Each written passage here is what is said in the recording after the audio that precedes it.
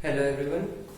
आज की क्लास का हमारा टॉपिक है डाल्टन की परिकल्पना में संशोधन। हमने लास्ट क्लास में बात की थी डाल्टन ने क्या क्या कहा था। तो आज हम देखते हैं डाल्टन ने जो सर्च किया था, खोज की थी, जो परिकल्पना दी थी, उसके अंदर क्या क्या संशोधन हुए। देखो, कोई भी चीज ऐसी नहीं है जो परफेक्ट हो या किसी ने एक बार बोल दी तो वही सही मान ली जाए। तो उसके लिए क्या करते हैं, टाइम टू टाइम क्या होते रहते हैं, संशोधन होते रहते हैं। संशोधन मतलब जो उसके अंदर कुछ ऐड करना होता है या कम करना होता है वो होते रहते हैं। तो डाल्टन ने क्या कहा, जब उसकी परिकल्पना में संशोधन किया गया तो क्या देखा गया, यह देखा गया कि परमाणु के जो परमाणु था, परमाणु के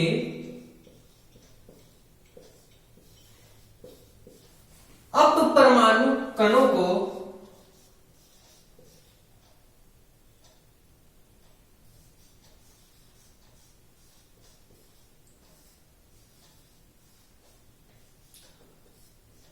कि जब खोज होगी, अपरमाणु कण कौन से थे, अपरमाणु कण कौन से थे,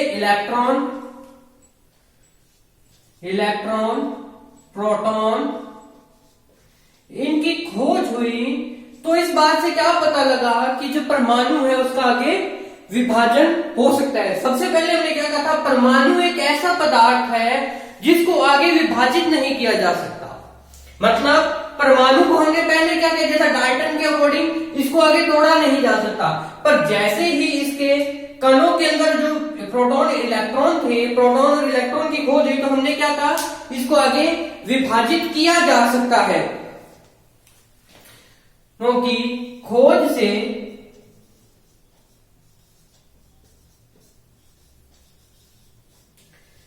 यह स्पष्ट हुआ कि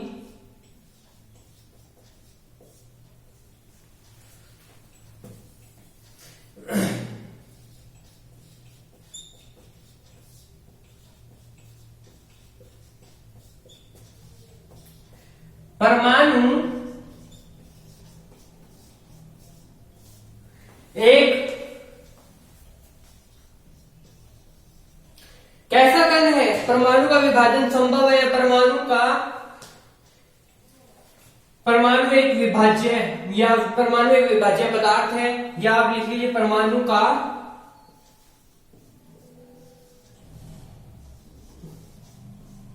विभाजन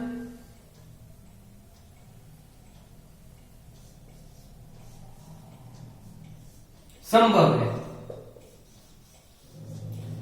अच्छा, पहला संशोधन तो क्या आया कि परमाणु को हम विभाजित कर सकते हैं। फिर उसके बाद क्या आया, समस्थानिक। समस्थानिक क्या होते हैं, सबसे पहले ये देखिए, सबसे पहले आप डेफिनेशन लगा लीजिए। समस्थानिक क्या है,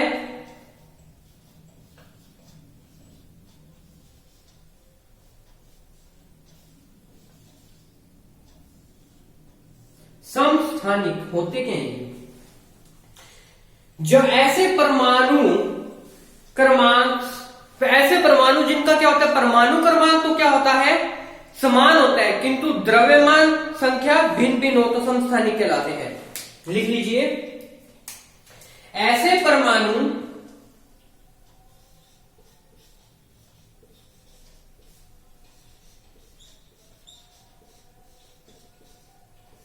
जिनका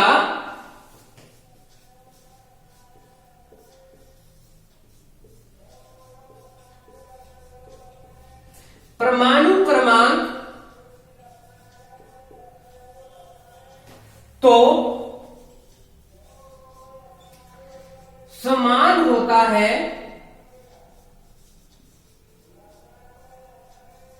पर द्रव्यमान संख्या भिन्न भिन्न होती है, पर द्रव्यमान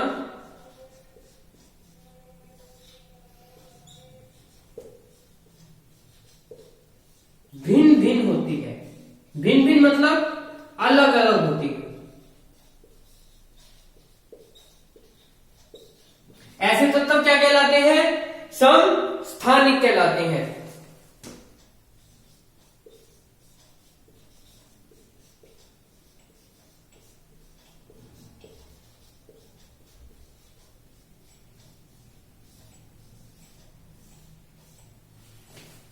कहलाते हैं।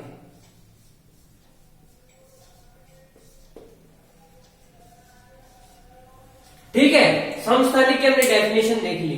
अब हम बात करते हैं समस्थानिकों के कुछ एग्जाम्पल्स की। ये शोध नहीं था, ये तो एक समस्थानिक की डेफिनेशन लिखवाई है, समस्थानिक के ऊपर एक शोध है। समस्थानिक देखिए, एग्जाम्पल देखते हैं हाइड्रोजन का। हाइड्रोजन हमारी आवर्त सारणी में कैसा, कौन सी पोजीशन पे है? पहली पोजीशन पे। इसके कितने समस्थानिक संभव है? 3 समस्थानिक।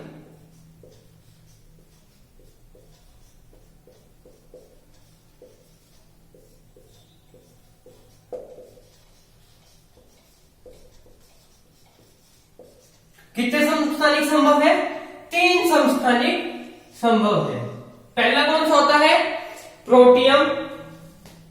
पहला समस्थानिक कौन सा है इसका? प्रोटियम। दूसरा क्या हो गया? ड्यूटेरियम।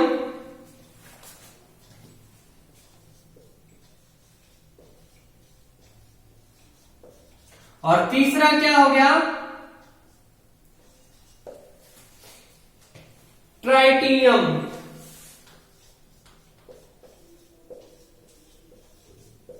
प्रोटियम, ड्यूटेरियम और ट्राइटियम। प्रोटीनियम के अंदर क्या होता है? देखिए, प्रोटियम के अंदर क्या होगा? सब में हाइड्रोजन तो आएगा ही आएगा, हाइड्रोजन लिख देते हैं हम सबसे पहले। अब देखिए, परमाणु क्रमांक हाइड्रोजन का कितना होता है? 1। और द्रव्यमान संख्या इसकी कितनी है? प्रोटियम की, प्रोटियम है तो मतलब 1 होगी। उसी टाइप से देखिए, ड्यूटेरियम परमाणु क्रमांक 1। देखो, हमने इसके अंदर डेफिनेशन के अंदर भी ये बात बोली, जिनका परमाणु क्रमांक तो समान हो पर द्रव्यमान संख्या भिन्न भिन्न हो। और इसके अंदर 2 द्रव्यमान संख्या। अब बात करते हैं ट्राइटियम की। परमाणु क्रमांक 1, द्रव्यमान संख्या 3। तो ये क्या हो गया? हाइड्रोजन के 3 समस्थानिक हो गए। तो इसका द्रव्यमान संख्या वगैरह लिख लेते हैं हम नीचे। क्या होगी द्रव्यमान संख्या? इसकी द्रव्यमान संख्या क्या आ रही है हमारे पास?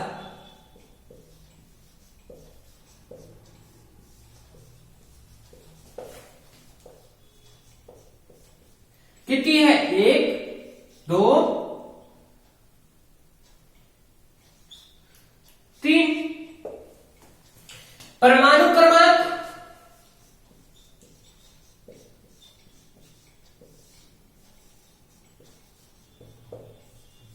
कितने आ गए?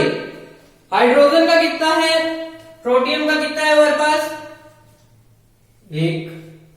फिर हमने देखा था ड्यूटेरियम 1।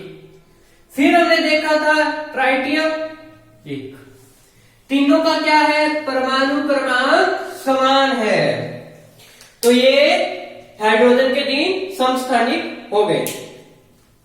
अब बात करते हैं इसके अंदर प्रोटॉन, इलेक्ट्रॉन और न्यूट्रॉन की संख्या के बारे में। मैं ये डेफिनेशन इरेज कर रहा हूं।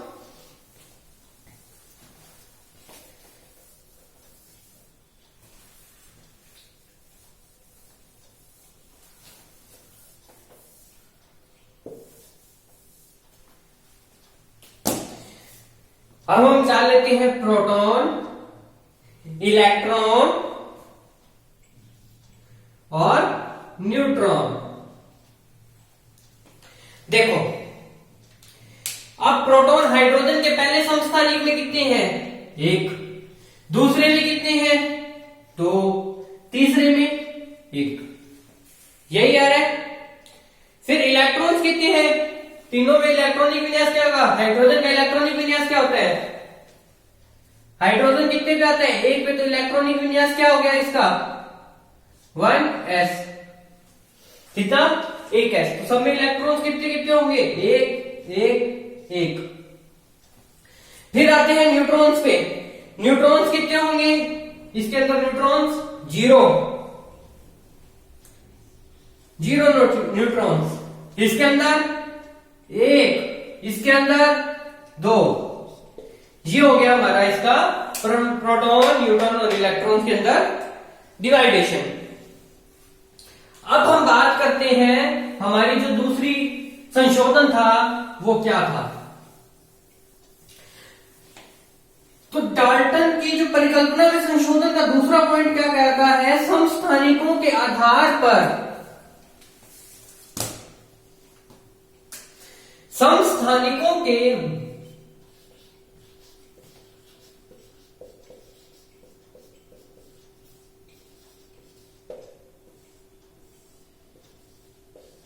अस्तित्व के आधार पर, समस्थानिकों के अस्तित्व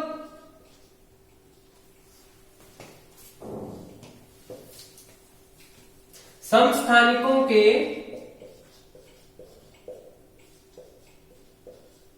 अस्तित्व के कारण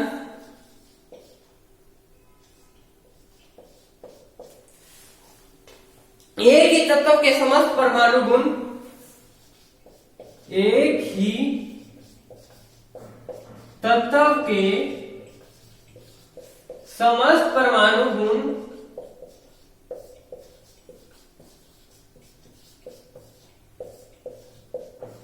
समान नहीं होते। समान हो यह बात आवश्यक नहीं है।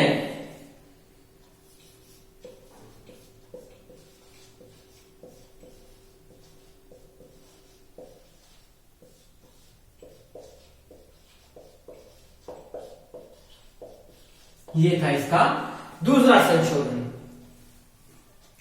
अब बात करते हैं परमाणु की। देखो, हमने तो क्या किया था अब तक, डाल्टन के बारे में पढ़ा, डाल्टन ने क्या परिकल्पना दी और क्या क्या था, डाल्टन के बारे में सब पढ़ लिया।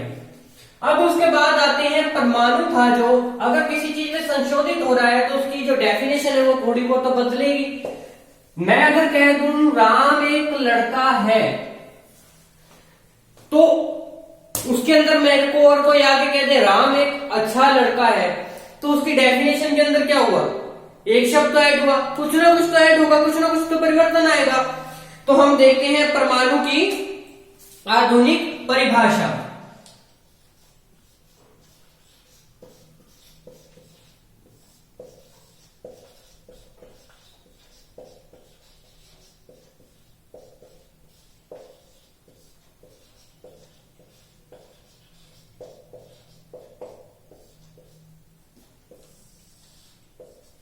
परमाणु की आधुनिक परिभाषा क्या है, पदार्थ का वह सबसे छोटा कण, या परमाणु पदार्थ का सबसे छोटा कण होता है। क्या है, परमाणु किसी पदार्थ का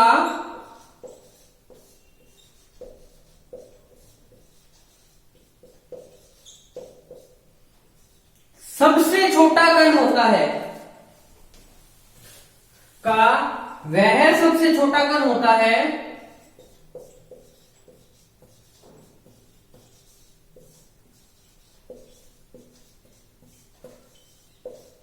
कण होता है जो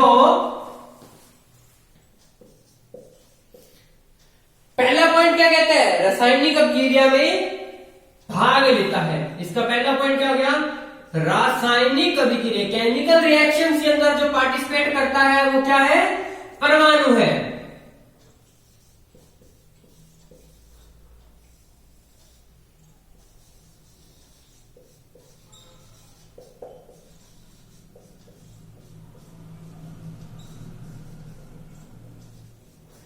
फिर दूसरा पॉइंट क्या कहता है, यह स्वतंत्र अस्तित्व में नहीं रहता।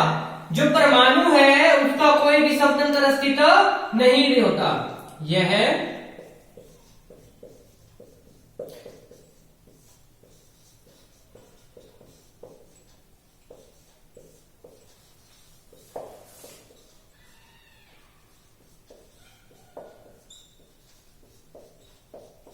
ठीक है, ये हो गई अब इसकी आधुनिक डेफिनेशन। पर इसके अंदर भी क्या थे, इसको भी पूरी तरह से फॉलो करना क्या था, असंभव था। कोई भी चीज जो पूरी तरह से, कोई भी आप रूल ले लीजिए, ट्रैफिक रूल ही ले लीजिए, हमारे यहाँ क्या होता है, पूरी तरह से कोई फॉलो नहीं करता। तो उसी टाइप से क्या था, इसको भी पूरी तरह से फॉलो करना क्या था, असंभव था। अब इसको संभव बनाने के लिए क्या किया जाए, तो कुछ ना कुछ तो अपवाद रहते ही हैं। जैसे कोई है, किसी को ड्राइविंग नहीं आती फिर भी ड्राइविंग कर रहा है, वो क्या है, अपवाद ही है। तो उसी टाइप से क्या था, इसके अंदर क्या होता है, उत्क्रमणीय गैसें, उत्क्रमणीय गैसें रासायनिक अभिक्रिया में भाग नहीं लेती।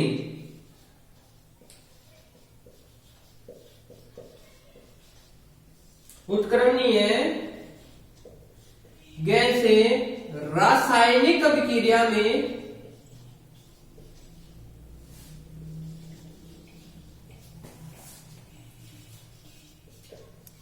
भाग नहीं लेती।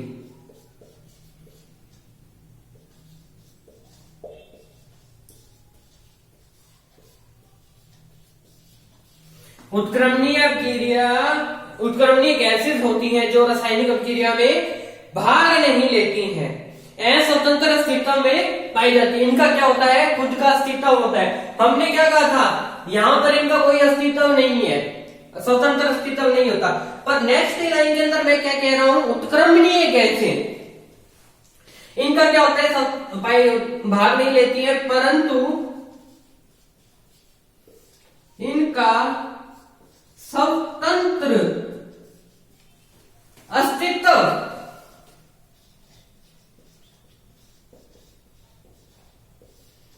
पाया जाता है।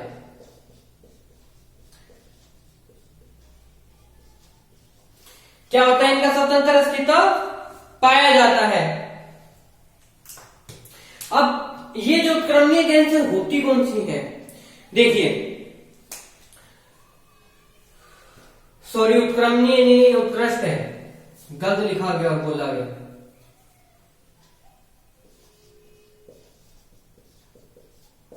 उत्कृष्ट गैसेज है लास्ट, जो हमारी वर्ग 18 के अंदर पाई जाती है। आधुनिक आवर्त सारणी में अंतिम समूह में उपस्थित तत्व उत्कृष्ट गैसें हैं। हमारी जो मॉडर्न पीरियोडिक टेबल है उसके अंदर जो लास्ट के अंदर जो तत्व पाए जाते हैं वर्ग 18 के अंदर, मॉडर्न पीरियोडिक टेबल में वर्ग 18, हमारा वर्ग क्या है, 18 की जो गैसें या शून्य वर्ग, इसको क्या कह देते हैं, जीरो वर्ग या शून्य वर्ग,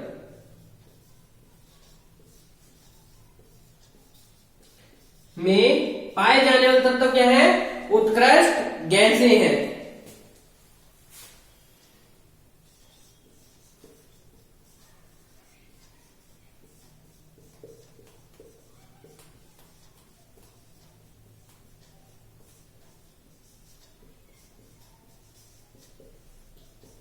अब ये उत्कृष्ट गैस है 18, वर्ग 18 कौन सा है, अब हम वर्ग 18 देखेंगे। ये कितनी होती है, 6 होती है। कितनी होती है ये, 6। चलो अब हम देखते हैं कि ये कौन कौन सी है। वर्ग 18 लिख लेते हैं हम यहां पर। अब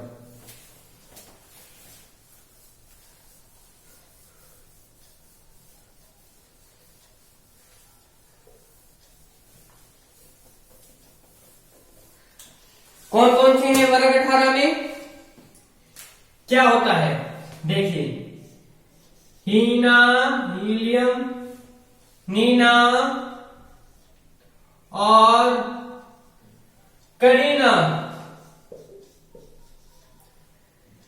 हीना, नीना और करीना एक्सरे रंगीन या जीन्स रंगीन। याद करने का तरीका ये, helium, neon, argon, krypton, XE और आरएन। कैसे याद करोगे इसको, 2 तरीके बता देता हूं मैं आप लोगों को। हीलियम को किससे याद करोगे, हीना, नियोन को नीना AR से ऑर्गन से, और करीना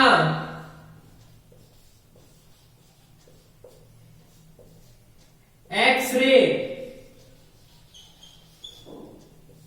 रंगीन, या एक्सरे की जगह आप लिख सकते हो जीन्स रंगीन। हीना, नीना और करीना जीन्स रंगीन।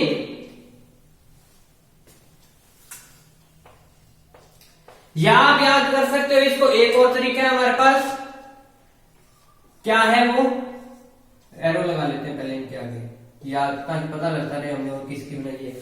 हरभजन क्रिकेटर के नाम पे देख लो, हरभजन नेहरा अगरकर 0 रन आउट।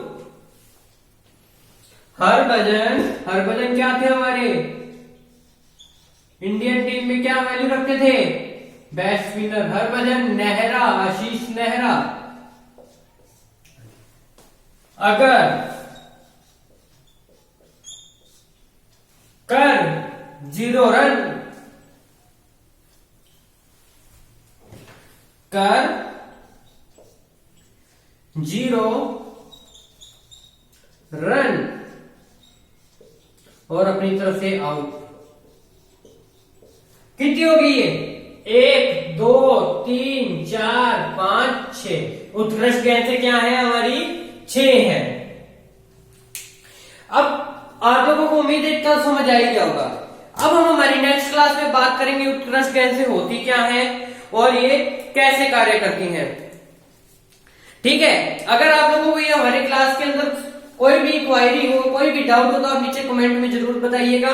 और इस वीडियो को ज्यादा से ज्यादा शेयर जरूर कीजिएगा, लाइक करना मत भूलिएगा। Thank you.